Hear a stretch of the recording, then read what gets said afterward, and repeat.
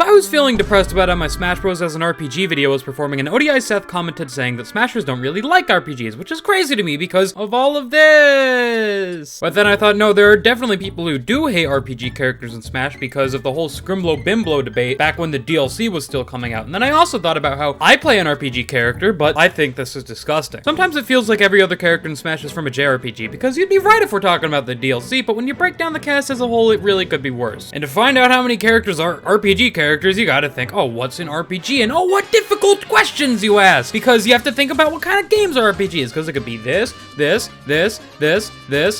and sometimes this if you're feeling really generous. So I'm just gonna be counting characters that definitely originated from RPGs. A quarter of Smash 64's roster were from RPGs, a whopping 3, with Melee adding 4 more, 2 Pokemon and 2 Fire Emblem characters, which is the first time we saw Fire Emblem here in the West, which was a mistake because now we have to deal with this. Brawl added 4 to 6 new RPG characters depending on what you want to count, which means that we're officially at a lot because my computer is having trouble not exploding with this many characters on screen. Smash 4's base roster added 4 RPG characters to the game, with 2 more being added as DLC. And Ultimate added 1, 2, wait, that's it in its base roster, but don't worry, the DLC packs were swarming with them. Adding 6 new RPG characters, making the roster's final count 26 characters that originate from RPGs. So 26 out of 86, or about 30% of the characters are from RPGs, which honestly seems kind of fair. But I think a lot of the discourse about RPG characters in Smash comes from the Ultimate DLC packs. Half of these characters originate from JRPGs. So for those of us who don't care about that genre, the DLC packs were somewhat disappointing. And it doesn't help that on the competitive side of things, a lot of those DLC RPG characters are incredibly good and have a ton of representation. So to players who don't like RPGs, it feels like they're kind of overrepresented. And then it's also like, what about the other side of the coin? Why don't we hear people who are really into RPGs complaining, hey, there's too many Scrimblow, Bimblow, Banjo, Kazooie ass characters in this game? And the reason why we don't hear about them is because they're more likely to like both. You are more likely to like Fire Emblem and Mario than like Mario and Fire Emblem. You know what I'm saying? I don't know. I'm kind of just improving this part. But whatever, that's just my perspective. So I held a survey to figure out what Smash players think of RPGs. 70% of all players liked RPGs, 14% are indifferent, and 10% don't like them. Also, only about 34% of people think that there are too many RPG characters in Smash. So I'm just gonna go over some of the funniest things that people sent when justifying why they do or do not like RPGs. I like them if they are good. Fun go brr, because Pokemon. I actually love rocket-propelled grenades, but not waiting turns to use them. One funny hand. Hi, CJ. So yeah, in conclusion, I don't think that there are too many RPG characters in Smash, but I understand why some players may feel like there are because of the DLC packs and competitive scene. Thanks for watching, go get a job.